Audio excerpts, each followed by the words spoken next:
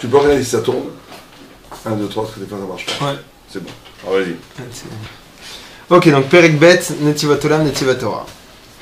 Mipnei ki HaTorah hu השכל העליון וקשה לקנות התורה שהיא שכל העליון. לכך צריך שיהיה אל האדם הכנה לקבל התורה, ואם לא כן לא יקבל אותה. וההכנה שצריך לתורה הם דברים הרבה מאוד עד שהוא ראוי אל התורה, כי האדם הוא בעל גוף, והתורה היא שכל אלוקי. לכך צריך האדם שיהיה רחוק מן המידות שהם גשמיים, וצריך להידבק במידה שהיא שכלית. ועיקר המידה שהיא שכלית היא הענווה, כמו שהתבהר העניין זה במקומו. ולכך אי אפשר לקנות את התורה כי אם בעל מידה זאת. On va s'arrêter là 2 secondes, on va voir en traduction. Donc il dit, traduis, vas-y, traduis. Donc oui, traduction. Étant donné que la Torah est donc quelque chose de sikhli, de complètement spirituel et intellectuel, et on ne peut acquérir cette Torah qu'à partir du moment où on aura un cerveau qui marche, on va dire, qui sera connecté avec la spiritualité. C'est pour ça qu'une personne a besoin d'une préparation obligatoire pour la Torah, et cette préparation a besoin d'être une préparation profonde, et c'est pour ça que l'homme qui est un corps aussi a besoin de se séparer complètement, d'essayer de se rapprocher complètement d'un cerveau spirituel. Et c'est pour ça qu'une personne devra s'éloigner des mauvais penchants qu'il pourra avoir, qui sont des penchants obligatoirement matériels. Et devra obligatoirement se rapprocher de cette mida-là, de cette qualité-là, qui sera une qualité complètement spirituelle, à savoir la hanava, l'humilité. Très bien. Donc, il enchaîne tout de suite en disant, il pose d'emblée la difficulté d'acquérir la Torah, parce que la Torah, comme on l'a expliqué la semaine dernière, c'est le Sechel Elyon. Sechel Elyon, tu as dit spiritualité, moi je le traduirais plutôt par l'esprit supérieur. Ça veut dire encore une fois, la Torah est constituée en dernière instance de concepts et même d'une dialectique, c'est-à-dire d'une logique. Il faut bien comprendre que c'est ça la difficulté. La difficulté, c'est comment toucher au vrai concept, à la vraie idée, qui ne répondent pas de l'être, mais qui sont Elion, donc au-delà de l'être. Donc on tombe dans un horizon qui est au-delà de l'être. Maintenant, ce qui fait barrière à cet au-delà de l'être, c'est quoi? C'est le corps. Le corps, la matérialité, qui est un écran, face à cette intellectualité supérieure. Jusqu'à là, quand tu lis ce maral-là, sans vouloir te préserver des propos hérétiques, tous les métaphysiciens goy ont dit la même chose. Toute la métaphysique, depuis Descartes, depuis Platon, en passant par moins Aristote, mais de Platon, Plotin, Descartes, jusqu'à Heidegger, tous les grands les métaphysiciens n'ont dit que ça. Donc on pourrait se dire, pas possible, alors les goyim vont dire la même chose que les juifs. Mais ce qui est extraordinaire, c'est la réponse que donne, et c'est peut-être ça la singularité juive, la réponse que donne d'emblée le Maharal. Tous les métaphysiciens, ils disent comment est-ce qu'on arrive à l'idée en annulant le corps. En annulant le corps. Et donc en annulant le corps, c'est comme si tout cuit nous arrivait l'esprit, et que l'esprit pouvait après, puisqu'il était dégagé des écrans du corps, se mettre en phase avec les idées conceptuelles supérieures qui nous permettent de dialoguer avec eux. Tout Platon, c'est ça. Comme je vous dis, tous les grands mathématiciens. D'emblée, ce qui est extraordinaire, il n'y a aucun texte philosophique qui dit cela, parce que là, on est dans l'ordre de la révélation thoraïque divine. Ce que dit le Maharal, d'emblée, c'est que la solution à la contradiction humaine entre sa capacité d'atteindre l'intelligence pure et le fait qu'il est un homme de corps bestial, lié aux appétits, lié au manque, lié à l'être, lié au corps, lié à la matière, passe non pas par une annulation du corps, mais par une pratique morale qui s'appelle l'humilité. Et ça, c'est un chidouche extraordinaire. Puisqu'il dit que l'homme, que la clé pour arriver à résoudre la contradiction humaine qui est faite de matière et d'esprit, c'est pas l'annulation de la matière, c'est l'humilité. Mais l'humilité, c'est une matière en quelque sorte. Quand on est humble, on quitte la matière, ça veut dire on se peut-être. Oui, on la quitte d'une façon différente que ce que les goïms préconisent. C'est pas je détruis le désir, ou je détruis mon corps, ou je n'ai pas de femme et d'enfant, où je ne travaille pas, où j'annule toute activité physique pour être dans un état de contemplation et d'extase, comme le mot extase en français, c'est-à-dire sortir du stase, c'est-à-dire sortir de l'être, c'est l'extase. Ça, c'est la solution Goy. Mais en vérité, cette solution Goy, elle ne va jamais très loin, parce que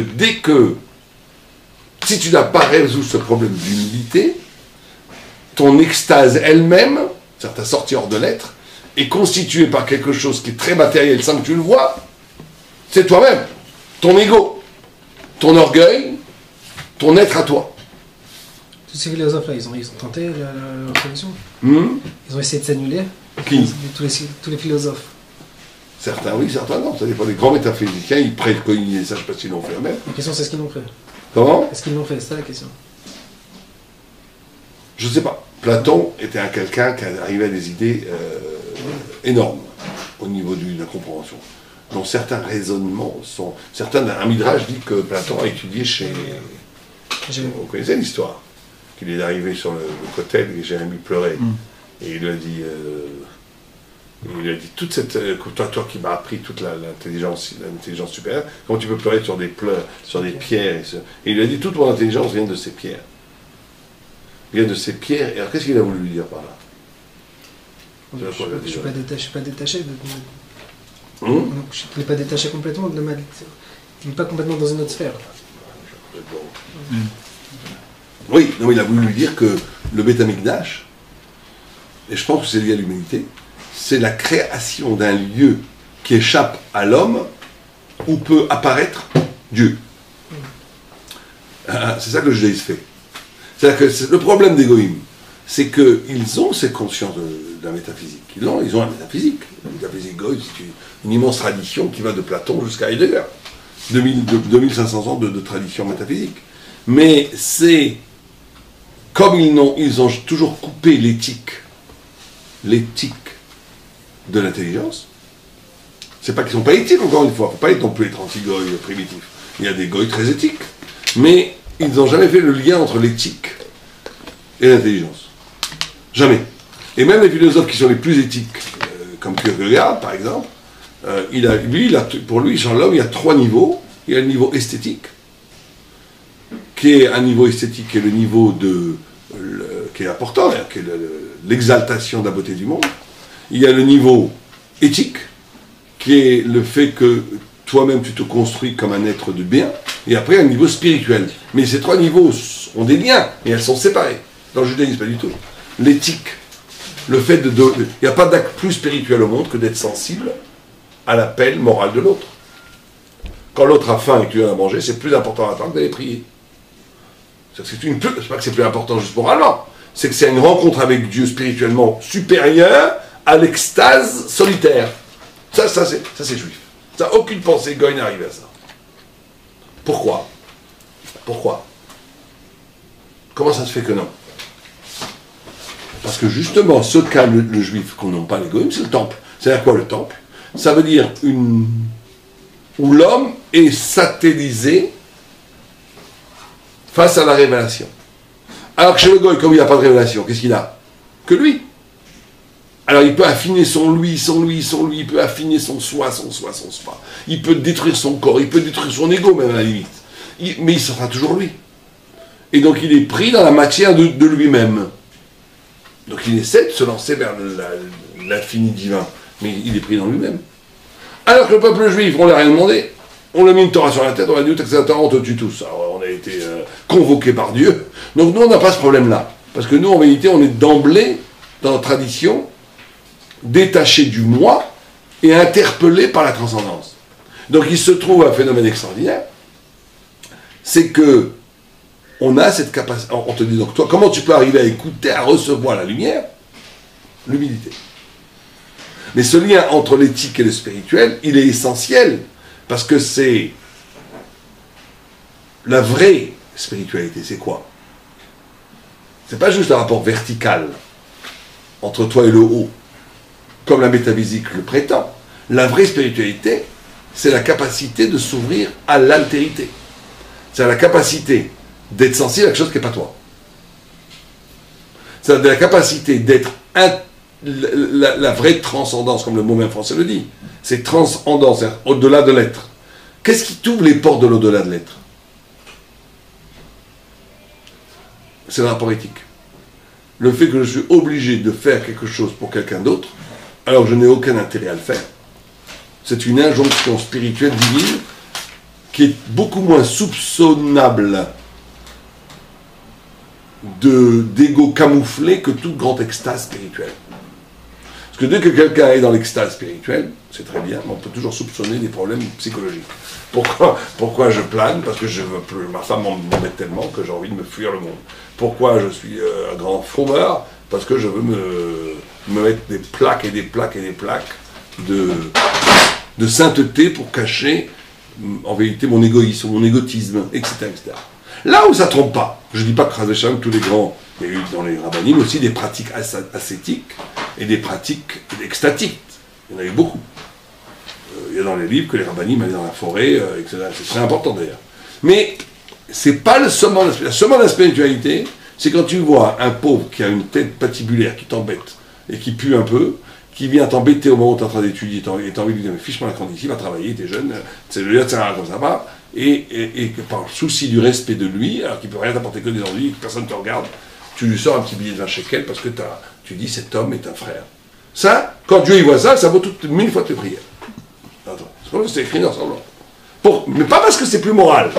Parce que là, tu as fait une coupe. Parce que l'extase, la métaphysique, l'arrachement à l'être, tu retrouves ton compte. Tu trouves le compte de l'expérience mystique. Donc c'est toujours soupçonnable d'être encore une hyperbole de ton ego. Alors que la réponse à l'altérité, le fait d'être sensible, de s'émouvoir du besoin de l'autre sans y trouver aucun intérêt, c'est un acte d'ouverture à l'altérité qui est la spiritualité elle-même. C'est la chefsa la rochni elle-même. Et là, ça c'est juif. Ça on trouve nulle part ailleurs. Et pourtant il y a l'humanisme, non? Oui. Mais l'humanisme ne se réclame pas comme acte spirituel. L'humanisme goy, c'est un égotisme universalisé. Ça veut dire que je veux me protéger moi-même, je veux me donner ma liberté, je veux m'aimer moi-même, je ne veux pas être confisqué par la violence spirituelle des idoles. Donc qu'est-ce que je fais? Je combats les religions. L'humanisme n'est pas forcément anticlérical, mais il l'est souvent. Je combats les religions pour faire l'éloge et l'apologie de l'homme, de l'humanité, comme lieu de fraternité. Mais ça, c'est la tour de Babel. C'est la tour de Babel contre Dieu. On crée un humanisme contre Dieu. Un humanisme spirituel, ça n'existe pas. Ça n'existe pas. C'est-à-dire que l'humanisme, en vrai, c'est uniquement parce qu'un jour, peut-être, j'en aurai besoin, et donc je préfère avoir un monde dans lequel, le jour où j'en aurai besoin, ça marchera bien pour moi. C'est une analyse politique très, très possible, qui a été défendue par Hume et par Locke, par exemple, qui pensaient que toute morale politique était une morale intéressée par définition, que c'était bien qu'elle soit intéressée. Machiavel l'avait dit avant eux. Ça veut dire qu'en vérité, pourquoi je ne tue pas? Parce que j'ai peur d'être tué. Pourquoi je ne vole pas? Parce que je veux protéger mon argent. Donc ça veut dire que la morale est fondée, l'homme est un loup pour l'homme, donc pour que le loup ne me dévore pas, j'arrête d'être loup. Parce qu'il y aura toujours un loup plus fort que moi, donc il vaut mieux pas jouer le malin, donc je me fais l'agneau. Donc en vérité, ça c'est une domestication de la matière naturelle. Alors une fois j'avais une discussion avec un philosophe matérialiste humaniste en lui disant, mais comment ça se fait que nous on fait ça les animaux pour hasard? Si c'était logique, si c'était la théorie darwiniste, fait que la nature, elle se perfectionne au point où il y a toujours une sociologie. Donc tu vois qu'il y a quelque chose d'autre dans l'éthique. Top, c'est la grande question. Alors, comment nous, les juifs, on fait en sorte que ça ne s'arrête pas ici? C'est quoi, nous, on rajoute une étape? Si chez nous aussi, on est très intéressés d'être dans une société dans laquelle le jour où il y a un problème, il y a quelqu'un qui a besoin d'une opération, tout le monde donne de l'argent. Bien entendu, mais nous, on dit, la solution, elle est dans le caractère spirituel. Et non pas. Si l'éthique est limitée à l'éthique, à un moment donné, tu peux dire quelle est sa finalité. Et tu peux la soupçonner d'être en vérité un égotisme généreux. Ah, où est le switch? Le switch, il est quand tu fais les choses, non pas. Tu fais les choses comme un exercice spirituel pour rejoindre Dieu. C'est-à-dire que l'éthique ne devient pas une éthique simplement fraternelle, elle devient un exercice spirituel pour rejoindre Hachem, pour rejoindre la. Et là, c'est là où il faut faire attention aussi, parce que Ça aussi, ça peut être récupéré par l'ego. Mais l'idée principale, si tu préfères, c'est que la vraie spiritualité, c'est un arrachement à l'intérêt. Or, l'humilité étant la première clé de cela. D'accord, on va voir justement, il continue, je me rappelle ce texte, c'est un très beau texte. Allez-y, Rabbi. Oui, Père Kama des Ta'anit. Juste pour savoir, c'est-à-dire que toute la différence, elle est dans la kavana que j'ai au moment où je donne. Non. Toute la différence, elle est dans le travail de pourquoi tu donnes. La différence, elle va être que s'habituer à une pratique spirituelle du désintéressement ou du dessaisissement. C'est très difficile. Alors, au moment où je donne... donne... Il va nous éclairer encore, là. Il va nous éclairer. C'est-à-dire que, on dit, bon, je pense que si je me souviens, c'est ce qu'il disait, ce qu'il y a plus tard. La définition ultime de l'homme pour le Maharal, c'est que l'homme est capable, et c'est pour ça qu'il lie l'humilité à l'intelligence, c'est que l'homme n'est pas un animal parlant, comme disait Aristote, n'est même pas un animal pensant, comme le dit le Shulchan Aruch. Vous avez lu le Shulchan Aruch? Il y a une phrase philosophique dans le Shulchan Aruch. Il dit, vous avez, amenez-moi peut-être le Mishnah, si vous pouvez bien. Mishnah droit Aleph. Ou Shulchan Aruch, ce que tu trouves. Regarde là-bas, je crois que c'est dans Kouf, Tetva. Le Shulchan Aruch dit la chose suivante. Dans les brachot de... Il donne une définition, donc les gens ne font pas trop attention. Voilà. Mais c'est extraordinaire. Dit le Shulchan Aruch, Mipnei shemuta adam min habehema. Qu'est-ce qui fait que l'homme est supérieur à l'animal? C'est quoi? Ou abina ve'asechel. C'est la compréhension intuitive et la capacité conceptuelle. Kavu birkat ronen hadat, c'est pour ça qu'ils ont mis atachonen, roche les emsayot, c'est pour ça qu'elle est la première des brachas des vakashot. Il y a la tfila est séparée en trois parties, les éloges, les trois premières bénédictions, c'est une éloge à Dieu, les trois dernières un remerciement à Dieu, et les 13 au milieu sont des demandes. Sur les premières des 13 demandes qu'on fait, c'est l'intelligence. On demande l'intelligence. Donc le choix, on définit l'essence de l'homme comme quoi? Qu'il est plus que l'animal parce qu'il a de la bina et du sechel. Il a de l'intelligence intuitive et de l'intelligence conceptuelle. Le Maharal ne dit pas ça, à première vue. C'est sûr que c'est vrai. Mais le Maharal, il dit que... Et c'est peut-être la même chose d'ailleurs. Le Maharal dit que l'essence de l'homme, c'est d'être capable d'être concerné par quelque chose qui n'a aucun rapport avec lui. Et c'est ça sa divinité de l'homme. Dieu, par définition, n'a besoin de rien. Donc, par définition, quand Dieu crée le monde, il crée de l'absolue altérité, puisque tout ce qui est création n'est pas créateur. Et donc l'homme ressemble à Dieu, le Tselem Elohim, c'est que je peux être concerné, en dernière instance, par quelque chose qui n'a aucun rapport avec moi, qui montre mon caractère universel de l'homme. C'est-à-dire divin. Universel ici à un niveau divin. Si je suis intéressé, fasciné, ému par une pratique des Esquimaux autour du feu, je dis n'importe quoi. Hein. Comment ça se fait qu'un rapport entre moi et les Esquimaux? J'ai vraiment rien à voir avec les Esquimaux. Ou les Pygmées en Afrique, rien à voir avec moi. Et que ça m'interloque, ça m'intéresse, ça m'émeut. C'est que l'homme a une capacité d'être concerné par quelque chose qui le dépasse complètement. Et c'est ça l'aspect divin de l'homme. C'est ça l'essence de l'homme. Al-Menat Sheikh Bni Arezet Tzadik Gamor. Ma Al-Menat Sheikh Bni Arezet Tzadik Gamor. Ouais. Donc je donne la tzedaka, il n'y a aucun problème. Qu'est-ce que dit les commentaires? Que dit le Maharal et tous les commentaires? Parce qu'en fin de fond, tu es d'accord de la tzedaka même si c'est pas ça. Ça, c'est encore une autre caractère juif. C'est que dans la plus grande transcendance, on fait des affaires. Ça, un gars ne comprendra jamais. Je me rappelle une fois, il y avait une femme qui était en commençait, je crois que la femme au Hachem elle a abouti, c'était une tzadikette. Mais je ne comprends pas, je suis rentré à la synagogue, elle était rentrée en pleine extase et tout. Oui, les gens parlaient business, tout ça, quand même dans toutes les synagogues du monde, à part chez certains Yekim. Elle dit, mais c'est scandaleux, enfin, elle ne comprenait pas. Je lui dis, j'ai essayé de lui expliquer, pas du tout, c'est très bien. C'est comme ça que... Non, on n'a pas le droit de parler dans la fila, c'est une halakha, mais on n'est pas des extatiques. Ça, il faut que tu comprennes ça. Elle a compris, je crois. On n'est pas des extatiques. On ne se prend pas au jeu de... Ouais, c'est vrai que tu rentres dans une église, enfin je ne sais pas dans une église, mais l'image c'est que ces gens chantent, planent. J'ai les juifs, on fait des blagues et tout, et en même moment on est tout proche de Dieu. Pourquoi? Parce qu'il y a cette idée qu'on ne se prend pas au sérieux, qu'on reste humain. Mais ça ne veut pas dire que dans le même moment, on n'est pas infiniment haut. Mais ça, c'est vrai que c'est lié au caractère juif. C'est-à-dire que, et ça, c'est lié à ce que je vous ai dit au début. Le fait que la Torah, on nous l'a donnée, et que quelque part, entre guillemets, on n'a jamais rien demandé.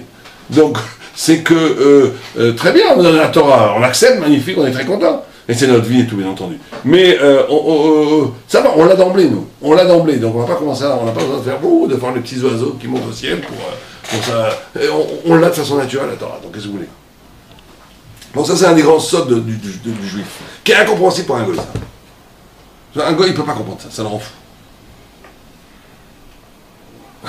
Très souvent, dans les... c'est affreux, mais dans les pessards de gens très assimilés, vous savez, dans les pessards de gens très moi, j'avais vu une scène, c'était horrible. Il y avait un vieux yiddishisant qui était là, très sympa d'ailleurs. Pas du tout religieux, mais qui faisait pessard et tout. Et il y avait des goyim, c'était un pessard très particulier qu'on avait organisé à Paris et tout. Mais c'était très sympa.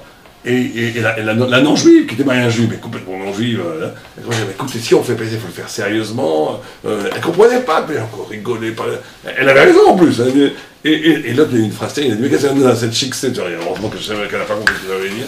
Et c'est elle qui m'a dit comment on fait passer ça. Et après, ça a été très très mal pris par le mari. Enfin, une histoire de coup. Mais en tous les cas, l'idée, c'est qu'effectivement, en plein milieu d'un repas de Pessah, c'est en même temps, au même moment, on fait des trucs. Au même moment, on reste là. Ça, c'est juif.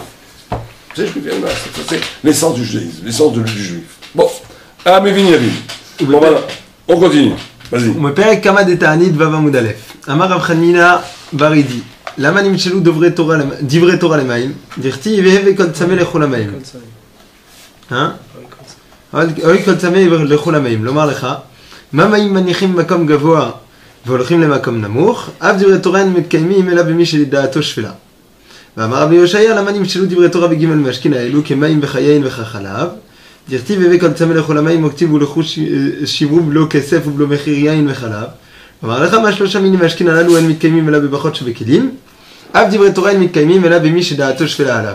והיינו דאמרה לברתי דקליסר לרבי יהושע בן חנינא. Avant l'histoire on traduit ça très rapidement.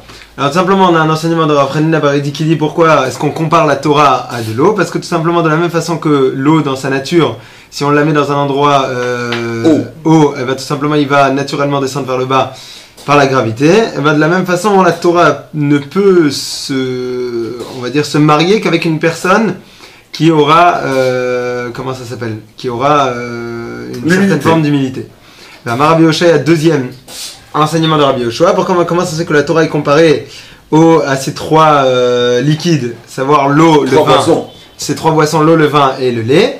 C'est tout simplement de la même façon que ces trois boissons-là ne peuvent se conserver que dans des ustensiles les plus simples et non pas dans des ustensiles en argent, en or, etc. De la même façon, la Torah ne peut se conserver que chez une personne qui aura aussi une humilité. Alors, je voudrais, avant de commencer l'histoire, c'est très connu cette histoire-là. Donc, premier concept très important pour nous, c'est que l'humilité n'est pas simplement une catégorie morale, elle est une catégorie éminemment intellectuelle, parce qu'elle permet à l'homme de s'arracher de ses limites pour s'ouvrir à l'intelligence et à la compréhension de quelque chose qui n'est pas lui, pour dire les choses les plus simplement possibles. Donc on reprend. Pourquoi l'humilité est essentielle à l'intelligence? Parce que le plus grand ennemi de l'intelligence, c'est l'ego. Parce que l'ego, l'action même de connaître, est une action de destruction de soi-même. Il n'y a pas d'intelligence sans destruction d'un savoir préalable. Quand le Dieu a créé le monde, c'est Tohu Bohu Yetzira, Tohu étonnement, Bohu confusion, Yetzira création. Ça veut dire qu'il faut, pour arriver à comprendre, passer par un étonnement, donc s'arracher à soi, qui amène une destruction de ses connaissances préalables, qui amène à une nouvelle configuration du savoir des créations. Et donc, sans humilité, il n'y a pas de possibilité même d'arriver. Toute connaissance est humble, par définition, puisqu'elle sous-entend une destruction de ta puissance cognitive que tu as déjà acquis. D'accord? Mais plus profondément, l'humilité permet un changement de la tsura de ta personne, de passer d'une posture verticale, fine qui fait que tu ne vois que toi-même, à l'hypothèse horizontale large, où tu t'annules et où le monde entier peut rentrer dans ta conscience.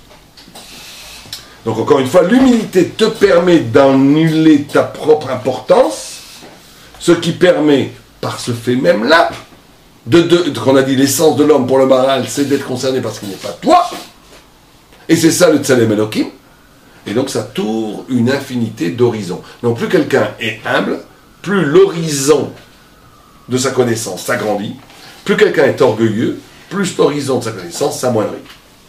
Pourquoi toute connaissance a besoin d'annuler l'acquisition d'un acquis? Parce que l'acte... Elle vient compléter. Pour l'instant, l'annule, mais elle n'a pas besoin d'annuler sur le long terme. Non, quand j'entends votre enseignement, il y a un autre grave qui va dire un autre enseignement. Je n'ai pas besoin d'annuler l'enseignement. Tu es obligé d'annuler une sourate. C'est comme faire une peinture. Tu as fait du rouge, comme ça, il faut rajouter du bleu, mais c'est plus pareil, il faut refaire le rouge aussi. C'est-à-dire que bien sûr que tu ne vas pas tout annuler. Mais pendant un moment, j'ai besoin de l'oublier. Tu es obligé de l'oublier et surtout tu es obligé de le reconsidérer dans une nouvelle configuration. Puis qu'il faut intégrer le nouvel élément dans quelque chose. Donc tout change. Comme prends un verre avec plein de billes, tu fais rentrer une bille, toutes les autres billes bougent. Donc c'est pareil. Alors, je ne dis pas de jeter toutes les billes, mais tu as une obligation de reconsidérer ce que... Donc chaque chose s'enrichit. Une nouvelle connaissance enrichit tes milliers de connaissances que tu connais déjà. Et ça va se faire que si tu es capable d'humilité, ça ne va pas te crisper dans la puissance que le savoir t'a déjà donné. Et surtout, plus profondément, si tu préfères, il y a aussi une autre notion plus profonde, plus délicate, plus fine. C'est que toute connaissance passe par le scribe, par le filtre d'une conscience. On est d'accord? La connaissance, c'est pas juste quelque chose que tu rentres dans la boîte du crâne. La connaissance, c'est pas des éléments extérieurs qui rentrent dans toi. La connaissance, c'est un éveil de la conscience. Donc la conscience est la matière grise, la conscience est la matière qui non seulement intègre ces nouvelles connaissances, mais en les intégrant, elle les forme. Il n'y a pas de connaissance pure qui arrive comme ça et donc la qualité de ta conscience va changer la qualité de ta connaissance. Tu peux avoir, par exemple, une connaissance, une conscience, sans t'en rendre compte, qui est égotique, parce qu'en réalité, elle s'articule toujours autour de quelques concepts, de quelques façons, de quelques postures intellectuelles, qui, quoi qu'il t'arrive, tu vas toujours les réduire à ça. Donc en réalité, tu annules, tu détruis énormément de connaissances en prenant très peu, en plus tu en prends très peu, parce que tu les remodifies toujours selon ton schéma de conscience. Parce qu'il ne s'agit pas simplement d'annuler certaines connaissances pour pouvoir t'ouvrir à des nouvelles connaissances qui déstabilisent les connaissances que tu avais déjà. Il s'agit chaque fois d'affiner la qualité de ta conscience qui permet d'affiner ta connaissance. Donc la conscience elle-même est un organe vivant modifiable. Et donc l'ego, donc le grand chidouche, il ne vient pas tellement des nouvelles connaissances. Le vrai chidouche, il vient dans comment ta conscience, elle comprend cette connaissance. Quand tu fais une révolution de conscience, ça va t'amener infiniment plus de connaissances que quand tu amènes des nouveaux éléments que tu ne savais pas avant. Alors comment on modifie sa conscience? En modifiant ses midotes. Plus les midotes vont être affinées, plus on va devenir moins du souci de soi et plus du souci de l'autre, plus on va être dans la notion de soif de vérité, plus la texture même de notre conscience va être changée. Et elle va donc donner des couleurs aux connaissances qui sont différentes. Donc l'humilité, elle ne joue pas simplement au niveau de l'ouverture, de la capacité d'intégration d'informations, elle ouvre aussi sur la qualité d'intégration d'informations. Donc en gros, pour que le concept qui est important pour nous, qui nous reste, c'est qu'il n'y a pas que l'humilité est la clé de la connaissance, parce que l'humilité est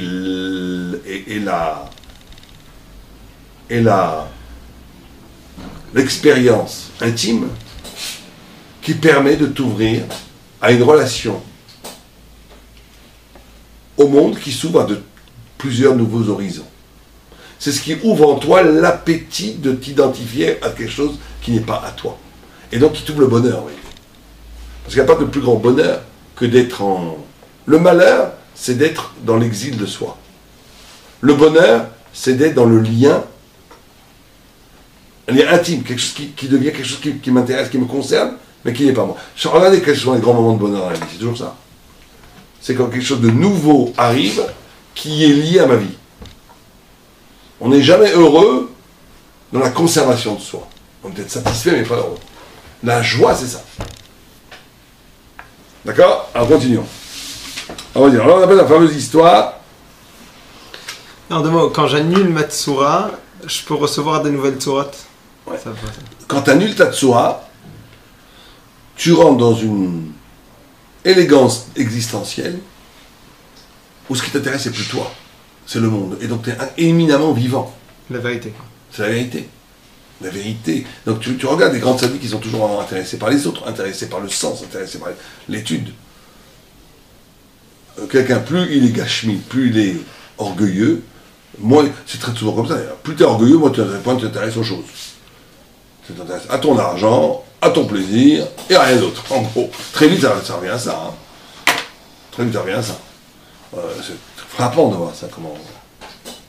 Cette mida, c'est une bénédiction d'être intéressé par l'idée. C'est une extraordinaire bénédiction d'être intéressé par la vérité. Il faut remercier le bon Dieu tous les jours. Que ceux qui étudient la Torah, qui aiment étudier, qui veulent comprendre, qui veulent apprendre, c'est une bénédiction. Et s'il n'y a pas de plus grande malédiction, elle a niout et la bédate. Il n'y a pas de plus grande malédiction que quelqu'un qui a renoncé à comprendre que ce soit. C'est la plus grande malédiction. Vas-y, continuons. Ok. Donc l'histoire connue de la fille de l'empereur qui a dit à Rabbi Yoshua ben Hanania, probablement que Rabbi Yoshua ben Hanania ne devait pas avoir une apparence spécialement belle, et donc elle lui a dit, t'es laid, très laid. Voilà, comment ça se fait qu'on peut avoir une sagesse pareille qui se conserve dans une sorte d'ustensile, à savoir le corps aussi laid. Amar la Biti, Avir Bemaï Ramachamra. Alors, elle lui a dit, qu'est-ce que Rabbi Yoshua ben Hanania a répondu à cette fille? Il lui a dit, ton père, c'est la fille donc du César, c'est la fille de l'empereur. Donc le César, l'empereur, dans quoi est-ce qu'il conserve son bon vin? Alors, elle lui a répondu, tout simplement dans des ustensiles en argile, dans des jarres, Dans des cruches. Amar, Kula Alma Bemane de Pacha, Vavir Bemane de Pacha. Il lui a dit, comment se fait-il que l'empereur est en train de conserver dans les mêmes ustensiles que tout simplement la populace? Que la plèbe. Amarale Bemain Nirme.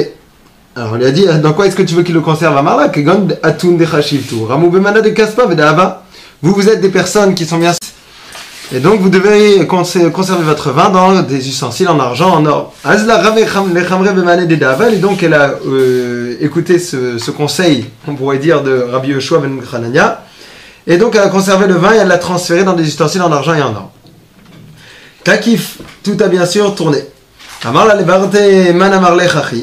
père, donc l'empereur a demandé à sa fille comment ça se fait, qui t'a conseillé de faire une chose pareille. Amrale Rabbi Yoshua ben Hanania, lui a dit c'est lui. Alors l'empereur a questionné Rabbi Yoshua ben Hanania pour savoir comment ça se fait qu'il a donné un conseil pareil à sa fille.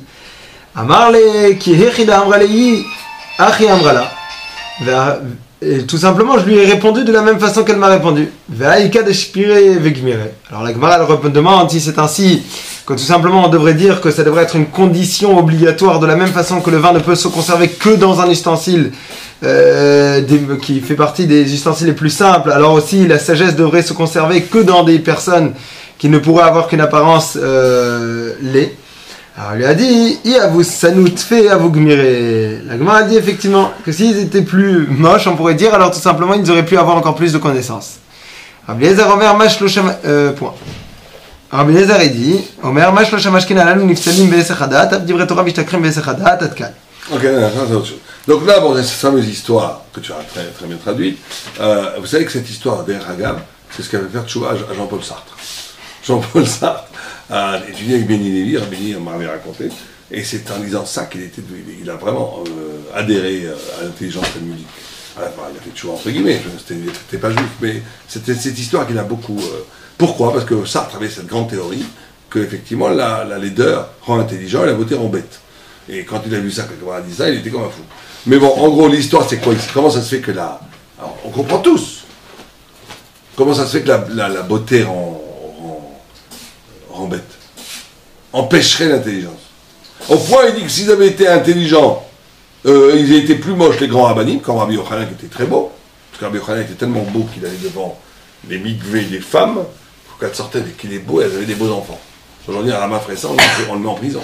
On dit, un sadique, il allait comme ça, dans sa beauté, devant les femmes qui sortaient du mikvé. Dans toute innocence. Et donc, en toute sa liquide, bien sûr. Mais alors, comment ça se fait que la mocheté rend intelligent? Par rapport à ce qu'on vient de dire, qu'est-ce que vous dites? Je pense pas qu'il veut traduire par la beauté ou la mocheté, quoi. L'intéressement de sa personne ou le désintéressement de sa personne. Oh, c'est-à-dire que le désintéressement de la personne, c'est ce qui permet aux gens d'être intelligents. D'acquérir la sagesse. D'accord, très bien. Mais pourquoi? Pourquoi la beauté?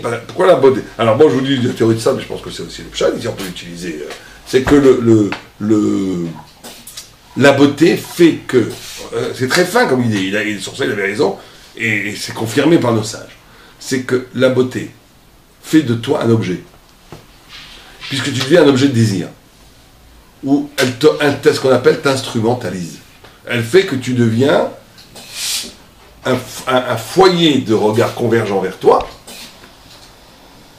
Et donc, comme tu deviens un objet, tu es complètement limité par l'agdara, la définition de ta beauté, qui t'empêche d'être dans la liberté, d'être autre chose que toi.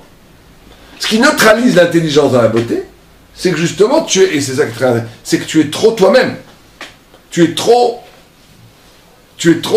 limité à toi. Or, toute l'intelligence, c'est quoi? C'est la capacité, comme on l'a dit, d'être concerné par la chose qui est par toi. Donc la mocheté, il aide, puisque la mocheté fait un détachement de soi par rapport à soi.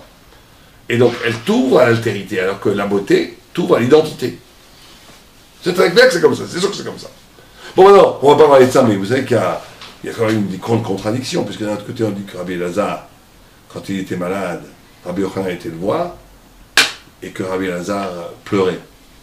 Et que Rabbi Yochanan a dit, mais pourquoi tu pleures? Il a dit, est-ce que c'est parce que tu n'as pas étudié la Torah? Il dit, non, je sais très bien que chacun étudie ce qu'il doit étudier, un peu, beaucoup, chacun il cache les libo bachamay. Est-ce que tu pleures parce que tu n'as pas d'argent? Il a dit, non, l'okulam zochim eshte shulchanot. Pas tout le monde va mériter deux mondes. Non, je l'argent, il n'y avait pas un sou. Il dit, est-ce que c'est parce que tu as perdu tes enfants? Et Rabbi Yochanan, il monte pour le consoler, l'os de son 10e enfant qui était mort. Il lui dit, non, je sais très bien que les gens vivent ce qu'ils doivent vivre, c'est une illusion, la mort, et il y a des gens qui doivent vivre 1 an, des gens qui doivent vivre 100 ans, et des gens qui doivent vivre 120 ans. Un papillon doit vivre 1 an. Chacun a la vie, c'est très bien comme ça, et je n'ai aucune tâle. Ah, pourquoi tu pleures? Il dit, parce que tu es beau. Et qu'un jour, cette beauté va pourrir dans la terre. Et là, Rabbi Yochanan lui dit, ah là, si c'est ça, t'as raison. Et il se met à pleurer avec lui. Donc là, on dit que la beauté, ça envie, Dieu, d'un côté, on dit que la beauté, c'est la seule chose sur laquelle on peut pleurer, plus que sur les enfants qui sont morts, plus que sur la Torah, plus que sur tout. Ça veut dire quoi alors? Et en plus, c'est une contradiction. On va te dire que la beauté, c'est pas bien. Il y a une autre histoire qui est encore pire que ça, c'est Rabbi Akiva. Vous connaissez Rabbi Akiva, l'histoire de la femme de Tordoro Fusaracha. Rabbi Akiva avait des débats avec philosophiques en public avec Tordoro Fusaracha, et Rabbi Akiva lui donnait des raclés chaque fois. Et il n'en pouvait plus. Comme sa femme, c'était une femme très très belle, la plus belle femme romaine, et il lui a dit, écoute, Eloke chez les loups, Sonezima, le dieu de ces juifs, il déteste la luxure, le laisser-aller sexuel, va draguer cet homme, fais-le tomber, je te le permets, et comme ça, après je vous lui donnerai les détails, parce qu'il n'aura plus la force. Elle, c'est une Ishakshera, elle écoute son mari, elle va draguer Rabbi Akiva. Et quand elle arrive dans toute sa beauté splendide pour Rabbi Akiva, Rabbi Akiva, il crie, il crache et il pleure. Il crache, il dit, cette beauté n'a aucune importance. C'est nul la beauté. Je ne me laisserai pas piéger par cette beauté. Il rit parce qu'il voit Beroa HaKodesh, que cette femme un jour sera sa femme. C'est la 3e femme de Rabbi Akiva. Rabbi Akiva a eu au moins 3 femmes, d'après les textes, puisqu'un jour elle s'est convertie. Et c'est une des sources de la richesse de Rabbi Akiva, richesse matérielle, pécuniaire. Puisqu'on dit qu'il y a 5 sources, une des 5 sources, c'est que cette femme était très riche, elle lui a amené beaucoup d'argent. Et donc, elle s'est convertie, c'est devenu la dernière femme dans Rabbi Akiva. Incroyable, mais vrai. Et il pleure parce que cette beauté, un jour, sera enterrée sur la terre. Ici, la contradiction, elle est dans l'attitude même de Rabbi Akiva, puisqu'il crache pour mépriser la beauté. Et il pleure que cette beauté, elle soit un jour sous la terre. Donc, dans le rapport à l'esthétisme, si vous préférez, le rapport à la beauté, on est dans le nœud même de la contradiction. C'est que la beauté, c'est la plus grande épreuve. C'est que d'un côté, c'est quelque chose qui peut te rendre complètement idiot, qui peut te rendre complètement matériel, puisqu'elle est le masque dans le Olam Hazé d'un contentement alors que le monde est en manque tant que le Mashiach n'est pas là. La beauté te fait pactiser à un moment donné avec l'acceptation du monde comme il est. L'esthétique grecque, c'est de voir dans l'harmonie absolue du tout et dans la beauté absolue de tout, l'idée que le monde est très bien comme il est. Et ça, c'est l'anti-Torah par excellence. Puisque la Torah, le Ben Torah, est toujours en manque d'un dépassement du monde. Et d'un autre côté, la beauté te rend idiot aussi, parce qu'elle te fait en altérité. Mais d'un autre côté, il y a un autre pan de la beauté, c'est que la beauté est l'expérience, la seule expérience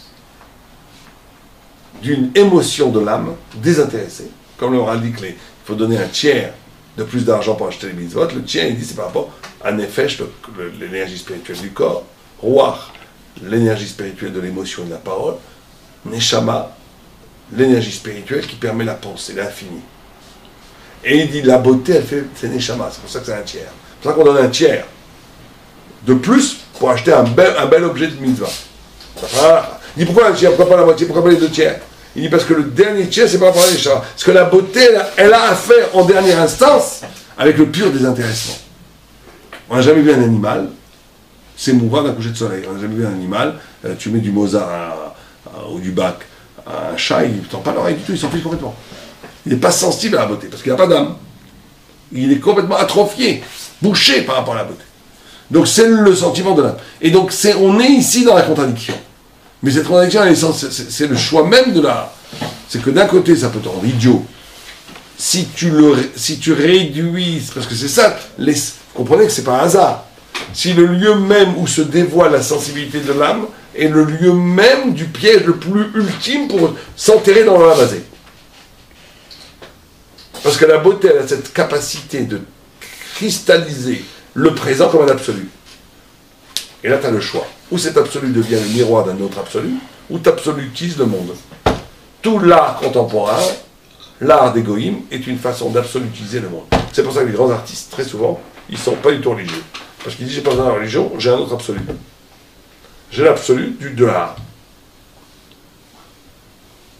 Alors comment on l'utilise pour la Torah? Comment il a fait avec En le voyant comme un reflet de l'infini, et pas comme une absolue en soi. C'est pour ça qu'il pleurait. Pourquoi il pleurait? Parce que c'est la seule chose, la beauté, qui est en même temps divine et mortelle. Il n'y a pas, d'habitude, la Torah c'est divin, c'est éternel, donc il n'y a pas à pleurer. La matière, elle est mortelle, c'est très bien, on s'en fiche. La beauté, c'est la seule chose qui est en même temps divine, elle est mortelle. Pour ça, c'est la seule chose dans laquelle on peut pleurer. Alors pourquoi Bishop Nochanan dit que ceux qui sont beaux, parce quand toi-même t'es beau, tu vas pas t'extasier sur ton beauté. Un coucher de soleil, un lever de soleil, le visage d'un enfant et tout ça, c'est une beauté qui peut t'envoyer à l'au-delà.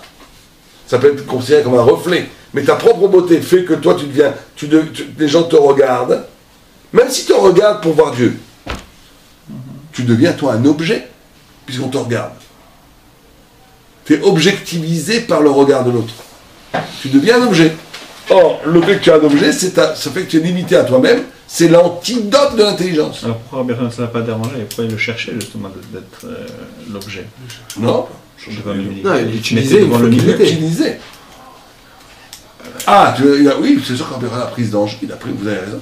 Rabbi Yochanan, le fait d'être regardé comme ça, c'est ce qu'il dit, c'est pour ça qu'il aurait été encore plus intelligent s'il n'avait pas été moche, c'est ce qu'il dit. Parce qu'il y a Gemara, puisque Rabbi Yeshua ben Hanina dit, mais tu as des confrères qui sont très beaux et très moches, et très intelligents. Il dit, si elle était moche comme ça, elle aurait été plus intelligente. Rabbi Yeshua ben Hanina, il considère que c'est indépassable. Quand c'est toi qui es beau. C'est une bonne halakha, pas comme Rabbi Yochanan toujours, c'est une preuve qu'il avait toujours raison, non? Rabbi Yochanan, il est bien avant Rabbi Yochanan. Rabbi Yochanan, c'est un Amora, Rabbi Yochanan, c'est un Tana. D'accord? Alors, continuons. Vas-y. Alors, attends, après, il dit une chose, là, juste, il jette quelque chose au milieu de la phrase, là. Tout d'un coup, il dit Rabbi Eliezer Omer, Mashlosha Mashkim Alelu, Nifsalim Basiradas, il se perd tic-tac. Attends, l'eau, elle se Nifsalim Basiradas, oui. Pour avoir la poussière qui tombe dedans tout de suite, quoi. Avdivre Torah, Mishtakrim Basiradas. Au niveau de la lacha aussi. C'est trop machkim que c'est Sachadat, que ce soit au niveau de la Shmira, au niveau de... Ouais. Alors, c'est pour... D'abord, quel rapport avec tout ce qu'on vient de dire maintenant? Et pourquoi la Torah, elle s'oublie très rapidement? Tchic-tchac. Elle s'évapore. Une des qualités de la Torah, c'est qu'elle s'évapore. Qu'est-ce que vous dites? Ah, c'est comme les choses précieuses. Les choses qui sont chères, elles se perdent très facilement. Ah bon, au contraire. Les bijoux des femmes, elles les cachent, elles les gardent. Oh, ouais, mais Si on les cache pas. il faut bien les cacher, justement. Il faut faire beaucoup d'efforts. Les voleurs, mais il y a qui va te voler ta Torah? Non, mais vous devrez trouver la réponse avec ce qu'on a dit déjà. Qu'est-ce que vous dites? Qu'est-ce que tu dis, Rabbi Yona? Mais comme la beauté elle meurt, et ben la Torah aussi, c'est la même chose. Enfin, elle meurt pas, mais. Oui, mais pourquoi? C'est très simple. On vient de dire que la Torah, c'est le Sechel Elyon. On vient de dire que l'homme, pour tout divertissement, tout divertissement, c'est un retour au monde dans sa configuration d'être. La Torah s'évapore. L'effort constant d'éveil, l'effort constant de vigilance par rapport à la vérité est énorme. Parce que très rapidement, tu retournes dans l'être. Vous n'avez jamais vu ça après Kippour? J'ai toujours été frappé de ça après Kippour. Que pendant Kippour la nuit, là, les gens sont vraiment des anges bleus. Et après, au Souda, ça redevient de façon encore plus fort. C'est pas vrai, moi j'ai toujours été frappé ça aussi fort dans les enterrements. Les gens en enterrement, c'est les grands pleurs et tout. Après, on rentre, le petit repas et tout, ça devient les blagues de football et tout. Pourquoi? Parce que la chair reveut son droit. Il y a un phénomène. Un phénomène. Force de gravité. Quand tu montes en spiritualité, si tu ne fais pas attention, oulala, la chute va être très dure. Pourquoi? Parce que le corps se venge. Et le corps se venge pas en faisant toi barbare, en devenant le sentiment de pureté que tu as après Kippour. Au lieu de t'élever, il peut très rapidement t'amener dans une notion où tu redeviens un enfant. Donc voilà, mes parents sont perdus. Donc maintenant, toutes les avérotes sont perdues. Allez hop, avant on commençait à me dire, t'as fait attention, j'avais une conscience. Fais attention, t'as accumulé un peu trop d'avérotes, tu risques, les gens mitigeaient leur appétit, etc. Mais quand ils ont été lavés par Kippour, ils redeviennent à zéro. Bon, allez, c'est parti pour une nouvelle fiesta. C'est très souvent comme ça. Et c'est pareil, après un enterrement, quand les gens mangent et tout, tu vois très bien, moi ça m'avait beaucoup choqué, des gens même en deuil très proches, la rigolade, des gens rigolent, c'est pas mal. Alors des gens te disent c'est nerveux et tout, c'est vrai. Mais c'est plus profondément que ça. Alors Volpe disait que c'est comme dans l'espace, le passage d'une navette en plusieurs atmosphères à la Terre, c'est le moment le plus dangereux lorsqu'une navette doit... Oui, bien sûr. Dans l'atterrissage, dans les avions, c'est en haut, tu risques de mourir avant qu'un pilote se fracasse sur la montagne, mais tu risques rien. Mais c'est l'atterrissage et le décollage. Mais ici, ça veut dire quoi? Ça veut dire que le corps se venge. Il faut bien comprendre que la Torah, c'est très beau et tout ça, mais qu'on a toutes sortes de choses en nous, à l'intérieur de nous, des midotes, du corps, le monde, la société, qui est contre la Torah. L'antisémitisme, c'est pas juste le juif le goy qui déteste le juif. L'antisémitisme, c'est le juif qui déteste la Torah qui est dans lui. Pourquoi? Parce qu'elle empêche d'être homme. Elle empêche d'être normal, elle empêche de normaliser, elle empêche qui t'amène des réactions des fois, de Yetzirah très très violentes. Et donc la Torah se perd, s'évapore, parce qu'elle participe d'un monde éthéré qui n'a rien à voir. Comme le Midrash le dit, c'est comme la princesse à qui un laboureur l'aurait épousée et lui donnerait les pommes de terre avec les racines pleines de terre. La princesse n'en veut pas, elle se sauve au courant. La Torah, c'est pareil, quand tu reviens dans le monde, elle s'évapore. Quand je dis revenir dans le monde, c'est pas le tzaddik vit dans le monde, Shabbat, les amis, la table, c'est très spirituel. Vraiment, c'est retomber dans la logique de l'être. C'est ce qu'on appelle le divertissement. Là, dès que tu es dans le divertissement, whoop, ça s'en va. Tout de suite. Parce que la Torah n'est pas acquise comme une culture, ou comme une connaissance, ou comme un compte en banque, ou comme un emmagasinement de connaissances. Il est une intensité vibratoire, spirituelle et intellectuelle, qui n'est là que quand c'est là. Tu peux perdre toute ta Torah, tic-tac, en quelques secondes. C'est comme ça. Alors, continuons. Juste pour revenir à ce qu'on a dit tout à l'heure par rapport à s'extasier par rapport à la beauté. Bon, déjà, il faut définir ce que c'est la beauté. La beauté, bien évidemment, ce sera quelque chose qui doit être une beauté immuable. Pas comme la beauté de la mode de nos jours, etc., qui n'est pas une beauté. Il y a deux formes de beauté. Il y a le beau et il y a le sublime. Le beau, c'est quand tu as l'expérience de l'harmonie.